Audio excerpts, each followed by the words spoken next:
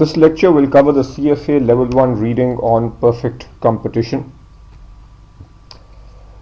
The first point to understand when we talk about a perfectly competitive market, that firms in this industry are price takers.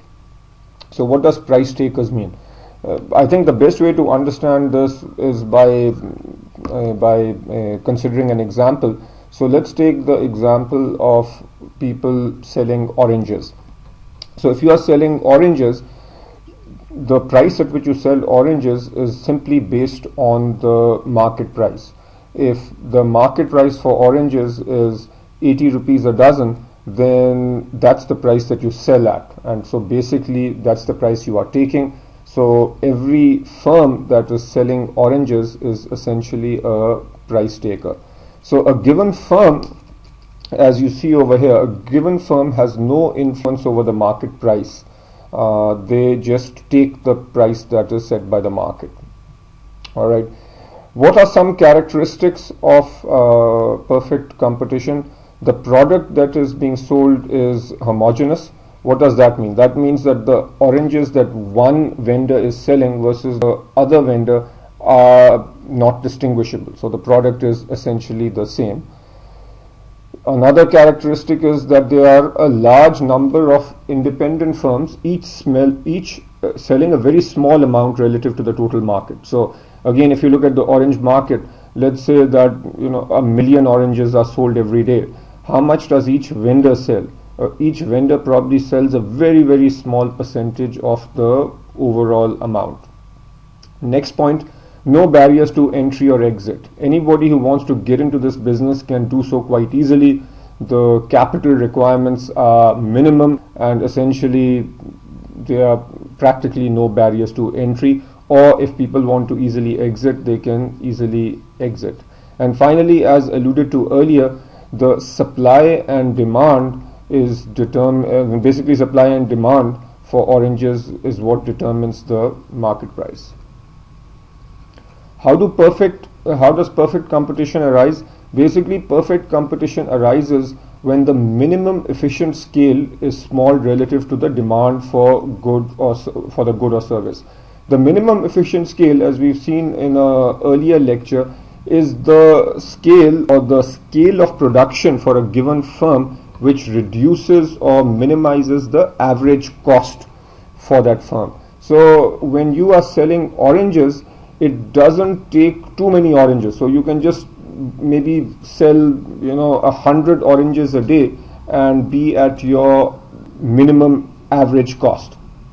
Okay. So let's say that at 100 oranges per day you are at minimum average cost. The 100 oranges per day is a very small number relative to the overall number of oranges that are sold in the market. The other point with perfect competition, and this has been mentioned earlier too, firms are perceived to produce a good or service that has no unique characteristics. So what you sell is no different from what your competitors are selling. Some other key points related to perfect competition. This is important. In the concept of economic profit that you have seen before. So economic profit is the difference between revenue and total cost. And remember that the total cost here will be the economic cost. And economic cost includes normal profit. You've seen this before. What's normal profit? Normal profit is the return that a businessman can expect to receive on average for another similar business. Alright.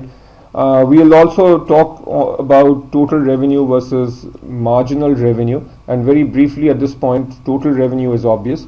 Marginal revenue is the revenue that you receive by selling one additional unit. And something I'll mention here and you'll see in the near future is that in the long run, in a perfectly competitive market, in the long run, the economic profit for a firm will always be zero. Okay, so let's look at another example now. So let's look at a small businessman called Tim who manufactures and sells tables. So any table that Tim sells is a perfect substitute for tables from a another factory. Now to understand, and let's say that this business is happening, let's say in the city of Singapore. So first let's look at the industry supply and demand for tables. Let's say that there are 100 producers of tables in Singapore, and the overall supply and demand for the industry, let's say, looks something like this. Okay, so you have your industry demand curve, which will be downward sloping. So this is the industry demand curve, and the industry supply curve will be upward sloping. So the price of tables in this industry is determined by the point where the supply and demand intersect.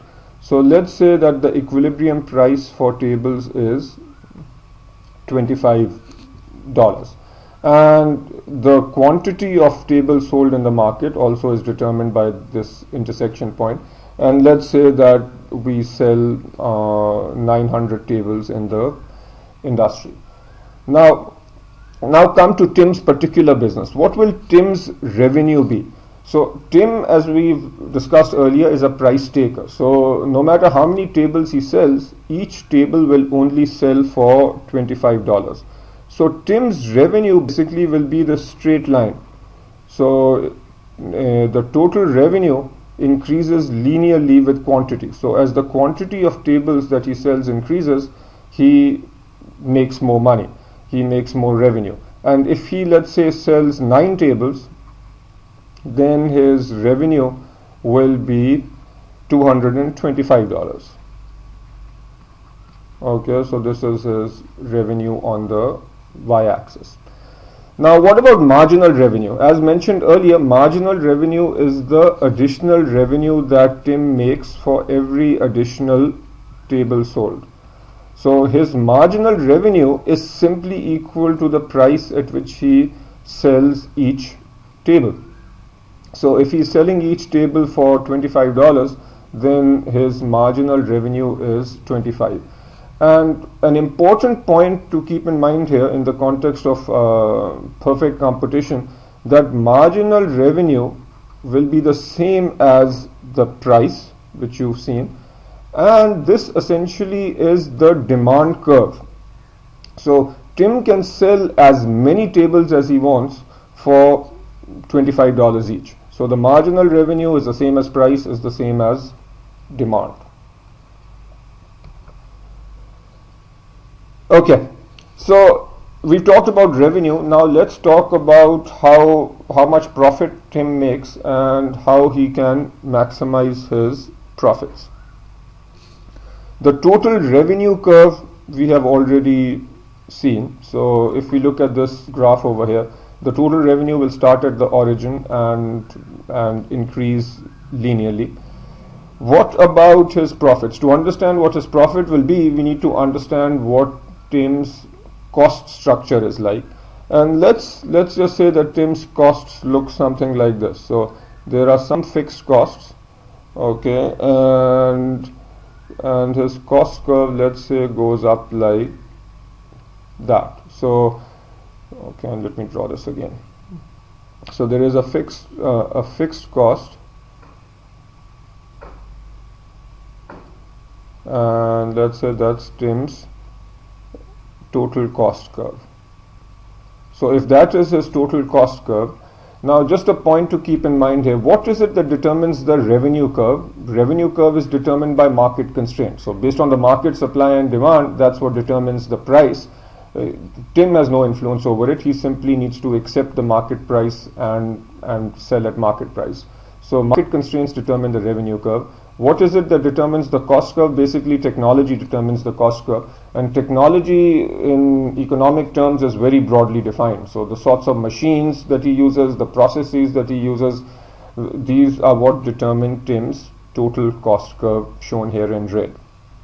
So what are Tim's profits going to be? If the quantity sold is 0, then Tim is going to make a loss because the total cost is more than the revenue. So if the quantity sold is 0, so the bottom graph is going to show economic profits. If the quantity sold is 0, he makes a loss, At this point over here is where he breaks even.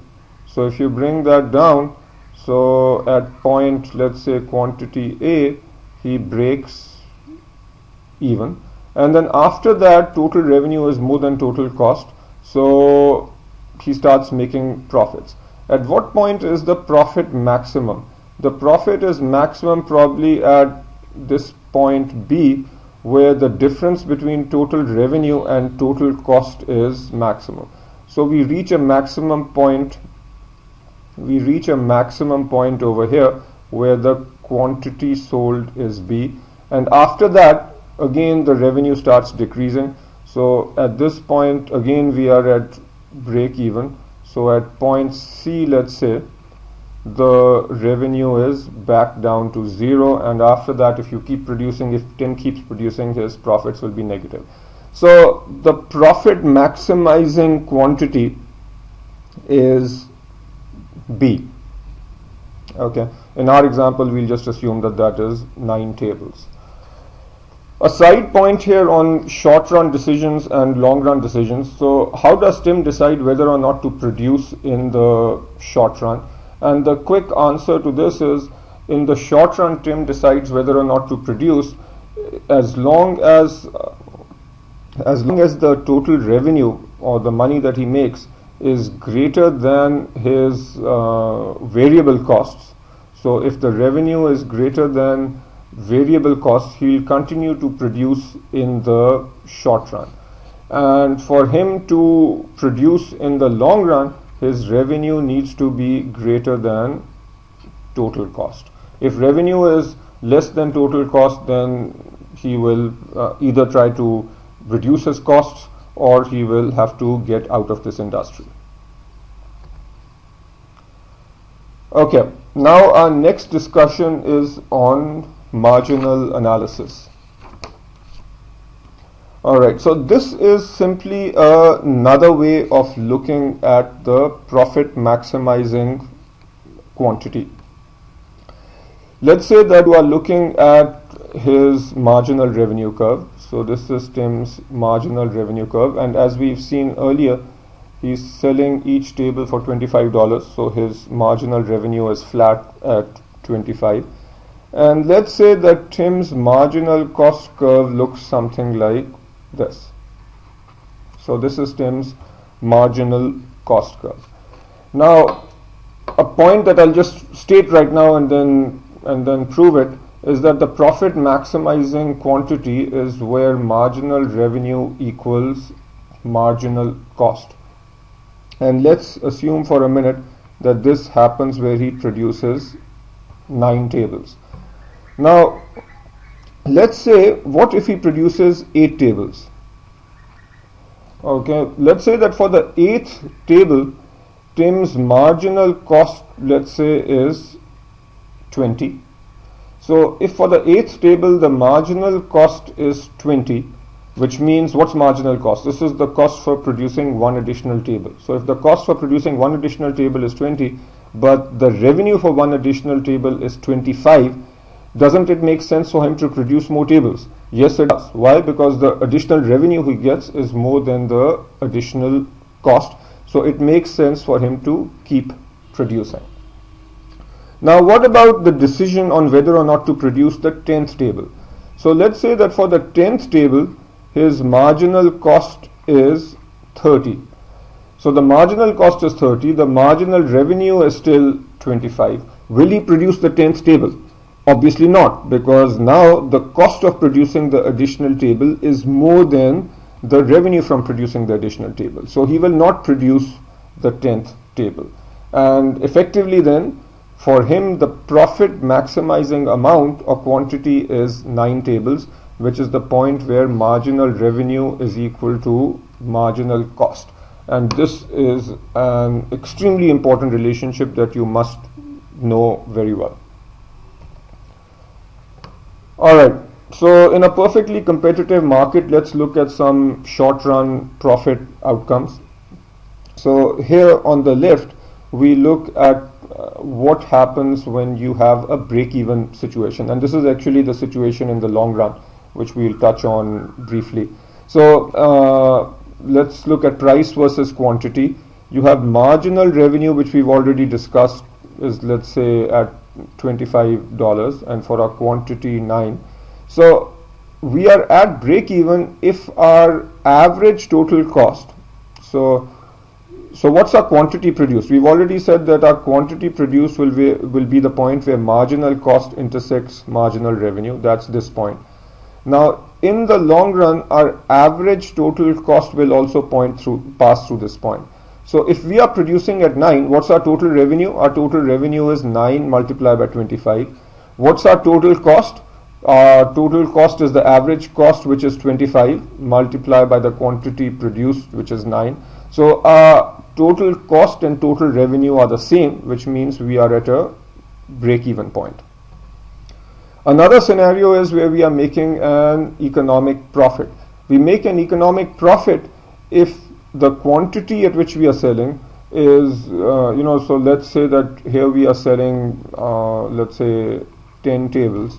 And let's say that at 10 tables, our marginal revenue is 30.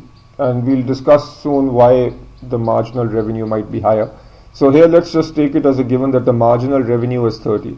If the marginal revenue is 30, which means that we are selling each table for $30, and let's say that at a quantity of 10, our cost is $25 per table.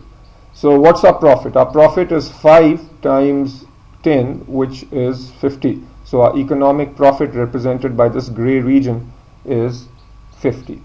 And similarly, the situation for economic loss is where the marginal revenue or the price at which we sell, if that price of let's say 20 is less than our average cost of say 25, then we'll have an economic loss as indicated by this gray region.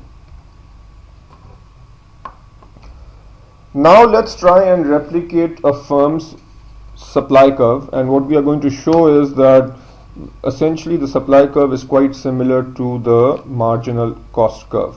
Now, what do we have on the left? On the left, we look at different possible prices in the market. So let's say, these are different possible prices. So $17, let's say $25 and $30.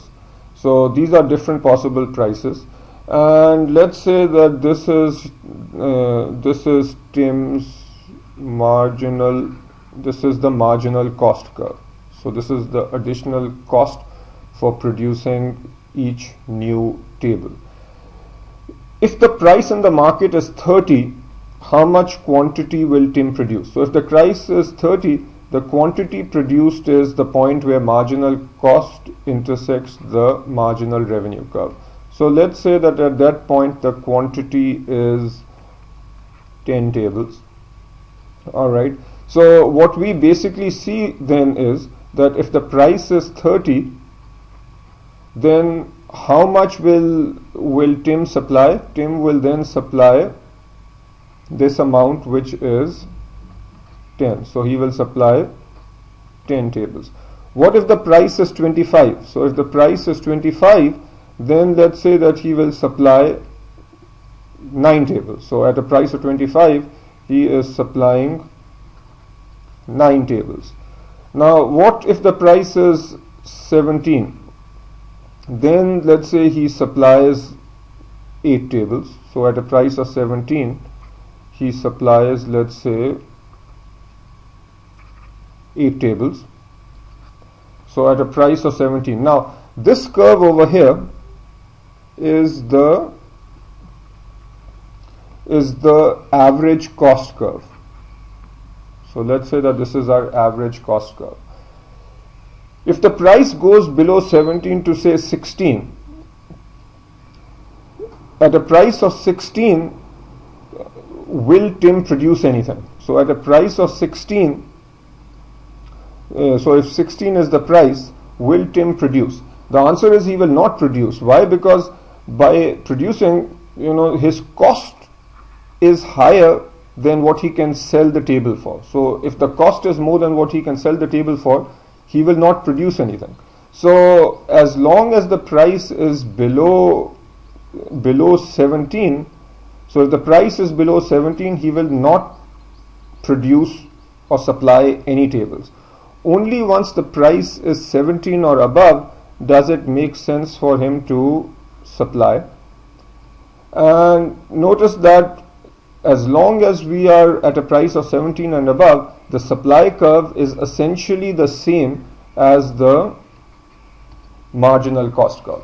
So what's the bottom line out of this? The bottom line is that the supply curve is the same as the marginal cost curve as long as the price is greater than your minimum average cost, which is represented by, let's say, point X over here. Alright, so that's for an individual firm. And then what about for the whole industry? The industry supply will simply be the sum of all the individual firms. Next point is a brief discussion on short-run equilibrium. And let's say that this is the short-run equilibrium for the industry. So let's say that this is your industry supply curve. And let's say this is S0. And let's say that initially we have a demand of D0. What happens if there is suddenly an increase in demand? For some reason the demand for tables goes up. So if the demand for tables in the industry goes up, we go from D0 to D1. What is going to happen to price? So if the price initially was $25 over here, when there is an increase in demand in the short run, what's going to happen to prices in the short run? Prices in the short run are going to go up from 25 to say $35. Okay, so that's a very simple example of what happens when there is a change in demand in the short run. What about the long run? So let's say, what happens to an industry in the long run? In the long run, two possible adjustments can happen. One is entry and exits. So what does that mean? That means that if an industry becomes more profitable because prices have gone up, what will happen? Remember, barriers to entry are extremely low. So if others start noticing that the table industry is very profitable and it's very easy to enter that industry, what will happen? More players will enter the industry. So the supply curve will shift to the right. Okay. So, and we are going to see that in the next slide.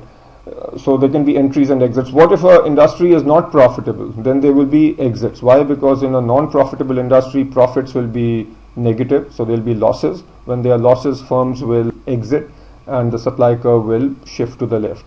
The other possible adjustment in the long run can be that companies reduce their plant sizes, so they start producing less. The fundamental point to keep in mind is that in the long run, economic profits will always come down to zero. And remember, this doesn't mean that absolutely no money will be made, because in the long run, firms will still earn a normal profit. And if you recall from earlier lectures, economic cost includes normal profit. So that means even if the economic profit is zero, you are still making what is called a normal profit. All right. So what happens when there is a permanent change in demand? So to some extent we've already talked about this. So when there are permanent changes in demand, basically the supply curve adjusts so that in the long run the economic profit comes back to zero. Let's look at an example of this, and a good example is let's say the personal computer business. So let's say that we have a certain demand curve. Okay, so we have this demand curve. We are going to talk about what happens when there are entries and exits. So initially, let's say that this was your supply curve, and let's say that in this industry now, because of increased demand, there are profits to be made. So if there are profits to be made, new players will enter the market. And a good example is what happened in the 1980s in the PC business. So the business was perceived to be profitable, so lots of new players entered. So if new players enter, what happens to the supply curve? So supply curve shifts to the right. Supply curve shifts to the right. What happens to prices? Price initially from P0 goes down to P1. So this erodes the profitability in the industry. And if we are making an economic profit, we then go down to a point where there are no economic profits. What happens if firms leave the industry? Then obviously, let's say if we were at S0 and firms left the industry, then the supply curve would shift to the left and prices would go up, and that would increase profitability. So if you are at this point and there are economic losses, then firms leave, you move to the left, and we get back to zero economic profits. Okay, you now need to understand the concept of external economies and diseconomies of external economies and diseconomies.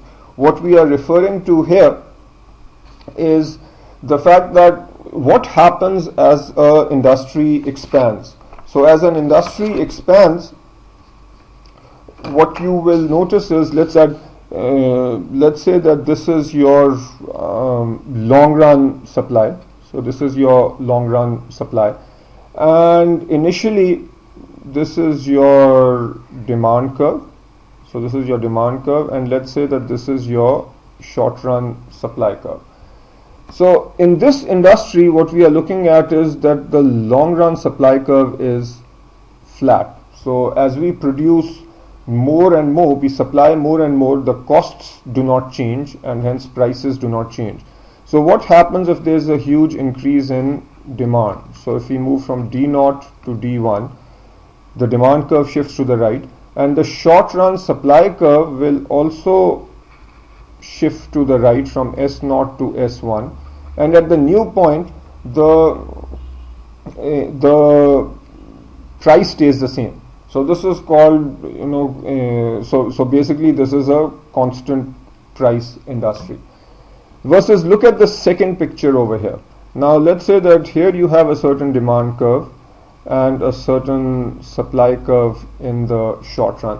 What happens if the demand increases here from D0 to D1? Slowly the supply curve will also shift to the right, and the supply curve will move from S0 to S1. So as the supply curve shifts to the right, what happens to the new price? Notice that the new price is higher than the original price.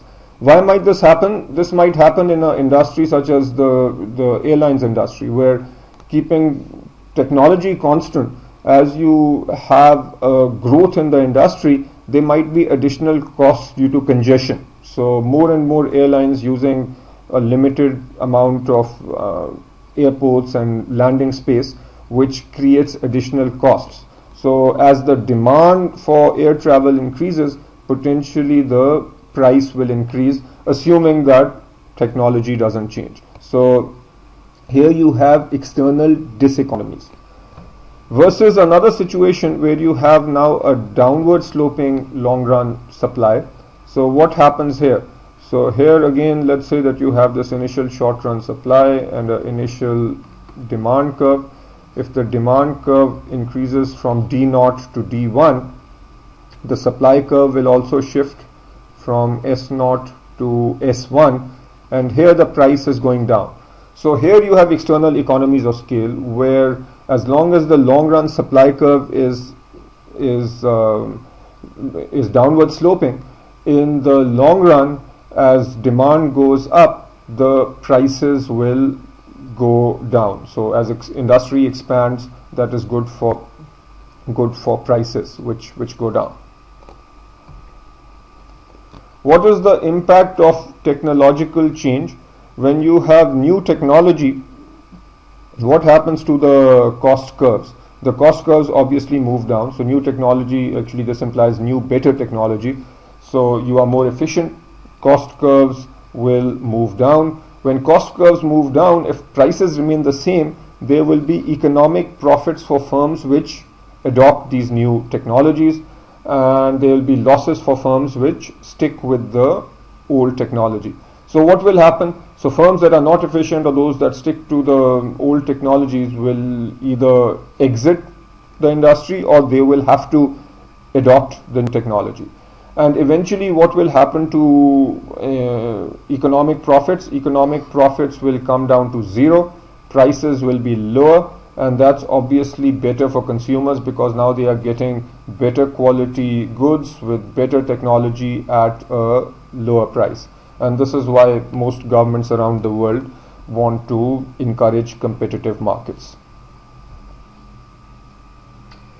And finally, just to hide the fact that perfect competition is an efficient form of the market, let's look at this picture. So price versus quantity for a given firm. Let's say that this is the marginal revenue curve, and let's say that this is your long run average cost, and this is your marginal cost. So what is the quantity at which these firms will produce? They'll produce at a quantity Q star.